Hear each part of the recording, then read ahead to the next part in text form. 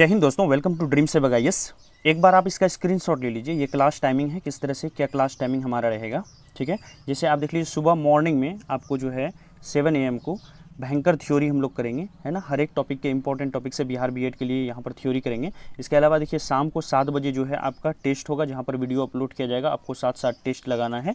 बस संडे को जो है ये टेस्ट नहीं होगा। संडे को क्वेश्चन एंड आंसर रखा जाएगा, जिसमें मैं लाइव आऊँगा और आप अपने प्रॉब्लम्स को, क्या क्या प्रॉब्लम आ रही है एग्जामिनेशन की तैयारी में, है ना, हम लोग आपस में बातचीत करेंगे और आपके क्वेश्चंस का हम लोग जो है उसमें आंसर देंगे। ठीक है, तो चलिए आइए टेस्ट की शुरुआत करते हैं। टेस्ट की शुरुआत करने से पहले आपसे एक दो बात कहनी है। आप लोगों में से बहुत लोग नए होंगे।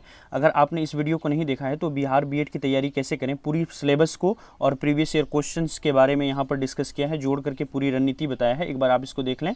इसके अलावा जो है बिहार बीएड से रिलेटेड 2020 के जो 25 क्वेश्चन है टीचिंग एप्टीट्यूड के, है ना, और जीके के, सबको अपलोड किया गया है। इसके अलावा बिहार बीएड का ये जो जीके इतिहास है, इसमें से क्या पढ़ना है क्या नहीं पढ़ना है, इससे ज़्यादा आपको नहीं पढ़ना है और सारे क्वेश्चन जो है लगभग यहीं से आएंगे। इसके बारे में भी इस वीडियो के अंदर में बताया है। सबके लिंक डिस्क्रिप्शन में मैं दे दूंगा। और सबसे इंपॉर्टेंट, टीचिंग लर्निंग एनवायरनमेंट, आप लोगों में से बहुत का कमेंट आ रहा था सर इसके लिए कोई क्लास स्टार्ट कीजिए। तो पूरी कोर्स जो है टीचिंग लर्निंग एनवायरनमेंट का मैंने स्टार्ट किया। चलिए डिस्कशन की शुरुआत करते हैं। देखिए एक छोटी सी बात आपसे कहनी है। 2019 का हिंदी का प्रीवियस ईयर क्वेश्चन नहीं हुआ था और मैं जल्द ही जो है हिंदी का कोर्स लॉन्च करने वाला हूं, जिसमें थ्योरी के अंदर में हम लोग हिंदी को पढ़ेंगे। तो जब तक प्रीवियस ईयर क्वेश्चन नहीं होगा तब तक हिंदी जो है जब पढ़ेंगे तो मज़ा नहीं आएगा, हमें पता नहीं चलेगा कि हमें क्या पढ़ना है क्या नहीं पढ़ना है। तो आप हिंदी के 2019 के क्वेश्चन को देख लीजिए। जिन्होंने 2020 का नहीं देखा है वो डिस्क्रिप्शन में लिंक दे दूंगा, वहाँ से आप देख सकते हैं। ठीक है, चलिए आइए, यही हमारा टेस्ट रहेगा। आज 15 क्वेश्चन ही लगाएंगे हम लोग और बड़ी डिटेल से हम लोग हिंदी को पढ़ेंगे। और जस्ट मैं हिंदी का भी एक लेकर के आऊँगा वीडियो, हिंदी में क्या पढ़ना है क्या छोड़ना है। और इसके अलावा हिंदी का थ्योरी जितने भी सारे होते हैं, प्रत्यय, उपसर्ग, संधि विच्छेद, समास, है ना, द्वंद्व समास, ये सब कुछ जो है थ्योरी के अंदर में मैं पढ़ाऊंगा। ठीक है, आने वाली वीडियो के अंदर में। बस अगर आप लोगों में से बहुत लोग नए हैं जो पहली बार इस वीडियो के अंदर में आए हैं यहाँ पर देखने के लिए, कृपया चैनल को सब्सक्राइब कर लीजिए, बेल आइकन दबा लीजिए और सबसे इंपॉर्टेंट टेलीग्राम को जरूर ज्वाइन कर लीजिए आप। चलिए लाइव टेस्ट स्टार्ट करते हैं। ठीक है, हमारा पहला क्वेश्चन है, दो वर्णों के मेल से उत्पन्न विकार को क्या कहते हैं। बताइए आप लोगों में से क्या इसका आंसर होगा। देखिए जब तक आप लोग आंसर दीजिएगा मैं थ्योरी रिवाइज करवा देता हूँ। देखिए दो वर्णों के या फिर ध्वनियों के मेल से उत्पन्न विकार को हम लोग क्या कहते हैं, संधि कहते हैं। तो यहाँ पर मेरा आंसर क्या हो जाएगा, सी, संधि, है ना। जैसे देखिए विद्या और जोड़ आलय, ये दोनों मिलता है तो हमारा क्या बन जाता है, विद्यालय बन जाता है ना। तो यहाँ पर देखिए ये जो दोनों वर्ण हैं, दोनों के मिलने के बाद एक नया विकार उत्पन्न हुआ जिसको हम लोग क्या कहेंगे, संधि कहेंगे। जबकि यहाँ पर अलग अलग ऑप्शन है, जैसे समास है। यहाँ पर समास किसको कहेंगे, दो या दो से अधिक शब्दों के मेल से जब नए शब्द का निर्माण होता है तो उसको हम लोग क्या कहेंगे, समास कहते हैं। ठीक है, यहाँ पर देखिए सर्वनाम किसे कहेंगे, संज्ञा के स्थान पर जो शब्द प्रयोग किए जाते हैं उसको हम लोग क्या कहते हैं, सर्वनाम कहते हैं। जबकि संज्ञा और सर्वनाम दोनों की जो विशेषता को बताता है उसे हम लोग क्या कहते हैं, विशेषण कहते हैं। नेक्स्ट क्वेश्चन पर आते हैं। नेक्स्ट क्वेश्चन है, समास शब्द का अर्थ है। समास शब्द का क्या अर्थ है बताइए। देखिए यहां पर जो लोग आंसर दे रहे हैं ए, उनका आंसर करेक्ट है। समास शब्द का अर्थ होता है संक्षेप, और दो या दो से अधिक शब्दों के मेल से नए शब्द बनने की जो क्रिया होती है उसी को हम लोग क्या कहते हैं, समास कहते हैं। नेक्स्ट क्वेश्चन पर आते हैं। नेक्स्ट क्वेश्चन है, यहाँ पर जो भी लोग आंसर दे रहे हैं आप कृपया क्वेश्चन नंबर के साथ अपना आंसर लिखें। ठीक है, यहाँ पर देखिए 18 पे आते हैं। नेक्स्ट क्वेश्चन, जिस समास में दोनों पदों को छोड़कर कोई अन्य पद प्रधान होता है उसे क्या कहते हैं। तो देखिए जिस समास में दोनों पदों को छोड़ करके कोई अन्य पद प्रधान होता है उसे हम लोग क्या कहते हैं, जो लोग यहाँ पर सी आंसर दे रहे हैं उसका करेक्ट है, उसे हम लोग क्या कहते हैं, बहुब्रीहि समास कहते हैं। जैसे देखिए एक शब्द है चक्रधर, है ना। चक्रधर आपको पता है किसको कहा जाता है, विष्णु को कहा जाता है। यहाँ पर चक्र और धर यानी चक्र को धारण करने वाला अर्थात विष्णु, है ना। यहाँ पर पहला शब्द हमारा क्या है, चक्र है, दूसरा शब्द क्या है, धर है। जब दोनों को मिलाते हैं तो चक्रधर बनता है। यहाँ ये दोनों के मिलने के बाद इनका जो मीनिंग है, जो तीसरा पद है वो प्रधान हो गया, और प्रधान होने के कारण यही क्या कहलाएगा, हमारा बहुब्रीहि समास कहलाएगा। यहाँ पर चक्र और धर का कोई मतलब नहीं रह गया। जो चक्रधर बना ये जिसको इंगित कर रहा है विष्णु को, वो इंपॉर्टेंट हो गया। तो ये क्या होगा, हमारा बहुब्रीहि समास होगा। ठीक है, नेक्स्ट क्वेश्चन पर आते हैं। नेक्स्ट क्वेश्चन है, संधि और समास में क्या अंतर है। ठीक है, बताइए आप लोग।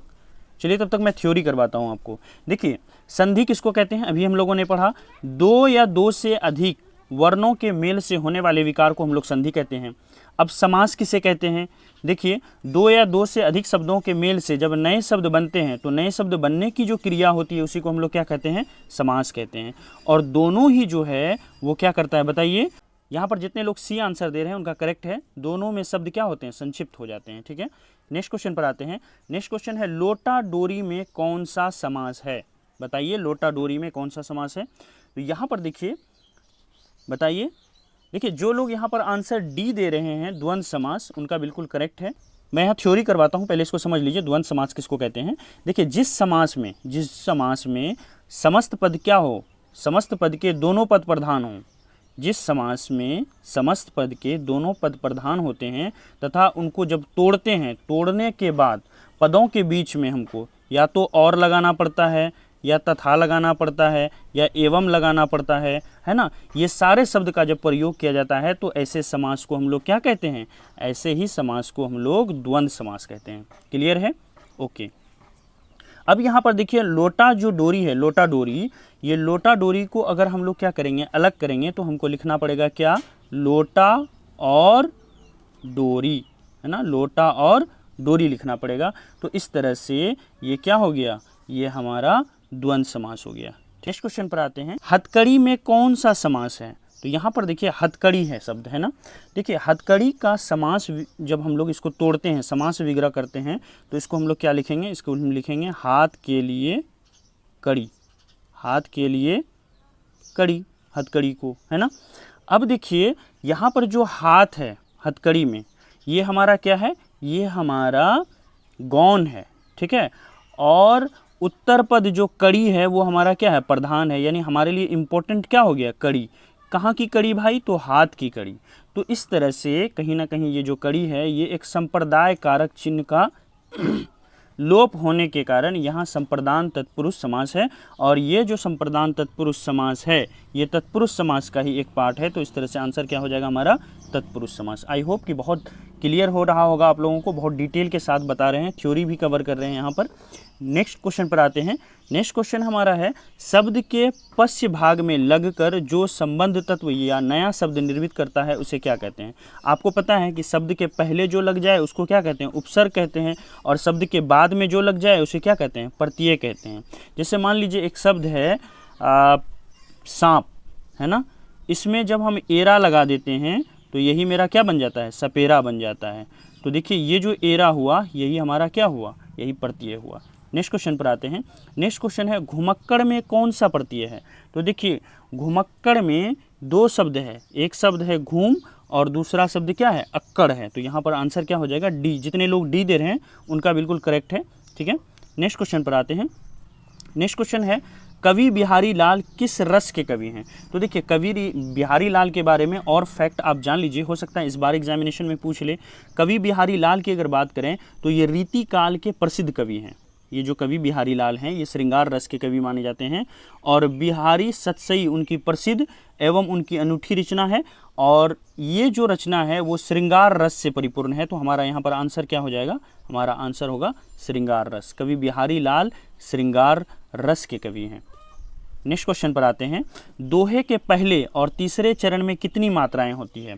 तो देखिए, जैसे आपने दोहा पढ़ा है ना, कबीर दास के बारे में बहुत सारे दोहे पढ़े होंगे, तो उसमें देखिए एक लाइन ये होती है, दूसरी लाइन ये होती है। फिर यहाँ पर देखिए एक ही लाइन में दो इनका चरण होता है। फिर यहाँ पर दूसरी लाइन में तीसरा चरण, फिर यहाँ पर चौथा चरण। तो देखिए, ये जो पहला चरण है ना, और ये तीसरा चरण है, इन सब में 13-13 मात्राएं होती है। जबकि दूसरा और चौथा चरण में क्या होती है? 11-11 मात्राएं होती है। तो जब भी आपको पूछा जाए कि दोहा के पहले और तीसरे चरण में कितनी मात्राएं होती है, तो आप आंसर क्या करोगे? 13-13, है ना, 13-13। और दूसरे और चौथे चरण में कितनी मात्राएं होती हैं? तो 11-11। तो इस तरह से हमारा आंसर, अब फिर से क्वेश्चन को पढ़िए, दोहे के पहले और तीसरे चरण में कितनी मात्राएं होती हैं? तो आंसर क्या होगा? सी, 13 मात्राएं। नेक्स्ट क्वेश्चन पर आते हैं। 3 बेर खाती सो 3 बेर खाती है में कौन सा अलंकार है? यहाँ पर एक बार थ्योरी को अच्छे से आप समझ लीजिए, फिर आप आसानी से बना लेंगे। देखिए यहाँ पर जितने लोग आंसर डी दे रहे हैं उनका बिल्कुल करेक्ट होगा। ये यमक अलंकार है। यमक अलंकार को थोड़ा सा थ्योरी रिवाइज कर लीजिए। देखिए, जहाँ एक ही शब्द बार बार आए जहाँ एक ही शब्द बार बार आए तथा प्रत्येक बार में उसका क्या हो, अर्थ बदल जाए, तो उसे ही हम लोग क्या कहें, यमक अलंकार कहते हैं। जैसे देखिए यहाँ पर 3 बेर एक बार आ रहा है, फिर से 3 बेर दूसरी बार आ रहा है, लेकिन पहली बार में जो 3 बेर है इसका मतलब होता है क्या, 3 बार, इसका मतलब है 3 बार, 3 टाइम्स। लेकिन दूसरी बार जो 3 बेर है इसका मतलब क्या है, 3 फल है। तो दूसरी बार में इसका क्या हुआ, मीनिंग बदल गया। तो इस तरह से ये क्या हो जाएगा, हमारा यमक अलंकार हो जाएगा। तो आंसर होगा डी। नेक्स्ट क्वेश्चन पर आते हैं। नेक्स्ट क्वेश्चन है अंडे का शहजादा मुहावरे के सही अर्थ का चयन कीजिए। पहले तो देखिए, जिसको कोई आइडिया नहीं होगा वो समझिए अंडा, ठीक है, उसको ध्यान में लाइए। अब देखिए यहाँ पर दिया है कमज़ोर व्यक्ति, चालाक व्यक्ति, अनुभवी व्यक्ति, अनुभवहीन व्यक्ति। तो यहाँ पर देखिए अंडे का शहजादा, अंडा कितना नाजुक होता है, ठीक है, तो अगर वो गिर जाता है आपके हाथ से तो कितना फट जाता है। जो अनुभवहीन व्यक्ति होगा वो मुसीबत आने पर टूट जाएगा। तो इस तरह से अगर हमको बिल्कुल भी आइडिया नहीं है तब भी अंडे का शहजादा का हम यहाँ मीनिंग निकाल सकते हैं और आंसर क्या होगा, डी, अनुभवहीन व्यक्ति। अब देखिए यहाँ पर पर्यायवाची शब्द है, जैसे अम्बू शब्द के पर्यायवाची शब्द का चयन करें। तो देखिए आंसर क्या होगा इसका, बताइए आप लोग। चलिए जितने लोग यहाँ पर आंसर दे रहे हैं जल, ये बिल्कुल सही होगा। अम्बू का अदर आप पर्यायवाची शब्द भी जान लीजिए, ठीक है। अम्बू को पानी भी कहा जाता है, अम्बू को वारी भी कहा जाता है, रोहर्षिकार। अम्बू को नीर भी कहा जाता है ना। इसके अलावा इसको तोय भी कहा जाता है, पानी का पर्यायवाची तोय भी होता है, सलील होता है, पेय होता है, इसको याद रखिएगा। आइए ऑप्शन से खेलते हैं। आपका यहाँ पर देखिए क्या क्या ऑप्शन दिया हुआ है। जैसे देखिए पहला ऑप्शन है हमारा हवा, हवा के बारे में भी जान लेते हैं। हवा को क्या कहते हैं भाई, हवा को पवन कहते हैं, हवा को वायु कहते हैं, हवा को समीर कहते हैं, है ना। हवा को अनिल भी कहा जाता है ना। ये अनिल कपूर वाला अनिल नहीं है ना। तो ये हवा को वात कहते हैं, ये सारी चीज़ें हैं। अब आइए नेक्स्ट है हमारा आग। आग को भी जान लीजिए, आग को क्या कहते हैं। आग को आपको पता है, आग को अग्नि कहते हैं, है ना। अग्नि पर्यायवाची होगा इनका, अनल पर्यायवाची होगा, पावक पर्यायवाची होगा, कुशान होगा, वैश्वानर होगा, ठीक है, हुताशन होगा, ये सब चीज़ें हैं। अब नेक्स्ट हमारा बच जाता है आम। आम का पर्यायवाची क्या होगा, आप लोगों में से कोई कमेंट में बताइए, बताइए, वेट कर रहा हूँ मैं। चलिए मैं बताता हूँ। देखिए आम का पर्यायवाची क्या होगा, आम्र होगा। इसके अलावा रसाल होगा, है ना। इसको अमृत फल भी कहा जाता है, अमृत फल, ये याद रखिएगा। पर्यायवाची शब्द में जो है आपको कराऊंगा। आप लोगों में से जो भी शब्द, जो लोग नए हैं, मैं कहना भूल जाता हूँ बार बार, आप लोगों में से जो भी नए हैं, पहली बार इस वीडियो को देख रहे हैं, पहली बार चैनल पर आए हैं इस वीडियो की मदद से, तो आप तुरंत इसी वक्त चैनल को सब्सक्राइब कर लें। एक सब्सक्रिप्शन से कुछ नहीं होता, आप बस आँख बंद करके सब्सक्राइब करें। बाकी अगर आपको 2-4-5 दिन पढ़ने के बाद लगेगी कि यूजफुल चीज़ें नहीं हैं तो आप अनसब्सक्राइब कर दीजिएगा, कोई प्रॉब्लम नहीं है, ठीक है। चलिए नेक्स्ट क्वेश्चन पर आते हैं। नेक्स्ट क्वेश्चन है हमारा, मृगांक शब्द के पर्यायवाची शब्द का चयन करें। तो मृगांक शब्द का पर्यायवाची शब्द क्या होगा, बताइए। देखिए मृगांक शब्द का पर्यायवाची शब्द जो है वो क्या होगा, जितने लोग यहाँ आंसर सी दे रहे हैं उनका करेक्ट होगा। मृगांक का पर्यायवाची शब्द होगा सुधारक, है ना। इसके अन्य पर्यायवाची शब्द हो गए आपके, जैसे कि चंद्रमा, चांद जो हो गया, चंदा मामा दूर के, है ना। इसके अलावा हो गया हमारा सोम, इसी को हम क्या कहते हैं, शशि भी कहते हैं, याद रखिएगा आप लोग, है ना। इसी को इंदु भी कहा जाता है, मयंक भी कहा जाता है, हिमकर भी कहा जाता है। तो इन चीज़ों को आप याद रखिएगा। अब थोड़ा सा ऑप्शन से हम लोग खेलते हैं। इसके अलावा देखिए यहाँ पर हमको दिया हुआ ऑप्शन क्या है, लोचन। लोचन का मतलब आप जानते हैं आँख होता है, इसको नयन भी कहते हैं, इसको चक्षु भी कहते हैं, है ना। इसके अलावा इसको अक्षी भी कहते हैं, याद रखिएगा, ठीक है। दृग भी कहते हैं, ठीक है। अब नेक्स्ट है हमारा मृग। मृग क्या है भाई, मृग को हरिण भी कहा जाता है, मृग को हम लोग कुरंगम भी कहते हैं, मृग को हम लोग सारंग भी कहते हैं, हिरण भी कहते हैं, ठीक है। ये सारी चीज़ें हैं, ये सारी चीज़ें हैं। अब नेक्स्ट हमारा क्या बच गया, नेक्स्ट होगा हमारा कलोल। कलोल को क्या बोलते हैं, कलोल को कीड़ा बोलते हैं, कलोल को तरंग भी बोला जाता है, ठीक है। कलोल को केली भी बोला जाता है। तो ये चीज़ें आप जरूर याद रखिएगा, ठीक है। नेक्स्ट है हमारा लास्ट क्वेश्चन है, ये हमारा आखिरी क्वेश्चन है, लास्ट क्वेश्चन है, विधि शब्द के विलोम शब्द का चयन करें। तो देखिए विधि शब्द का विलोम शब्द क्या होगा, विधि का मतलब क्या होता है बताइए, तो कानून मानने वाला, विधि बोलते हैं ना, विधेयक, कानून। और यहाँ पर देखिए निषेध, निषेध का मतलब क्या होता है, कानून तोड़ने वाला, कानून को फॉलो ना करने वाला, डिसोबे करने वाला।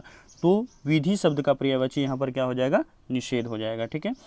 आप लोगों में से जो भी नए हैं कृपया ड्रीम सेवक आईएएस चैनल को आप फेसबुक, इंस्टाग्राम है ना, ट्विटर और इसके अलावा यूट्यूब पर देख ही रहे हैं, यहाँ पर सब्सक्राइब कर लें। और सबसे मोस्ट इम्पोर्टेंट, कुछ नहीं भी करेंगे तो टेलीग्राम जरूर ज्वाइन कर लीजिए, क्योंकि सारे अपडेट जो हैं एग्ज़ाम से रिलेटेड, है ना, और सारे स्टडी मटेरियल को हम लोग टेलीग्राम पर ही शेयर करते हैं। और वहाँ पर एक ग्रुप भी है, बीएड प्रिपरेशन बाय ड्रीम सेवक IAS के नाम से। आप ओनली ड्रीम सेवक IAS सर्च कीजिएगा, आपको ग्रुप भी मिल जाएगा। दोनों चीज़ों को आपको ज्वाइन करने लेना है, और एग्ज़ाम से रिलेटेड जो भी क्वेश्चन है आप पूछ सकते हैं। कल मॉर्निंग में हम लोग जो है आप एक अलग थ्योरी टेस्ट के साथ मिलेंगे।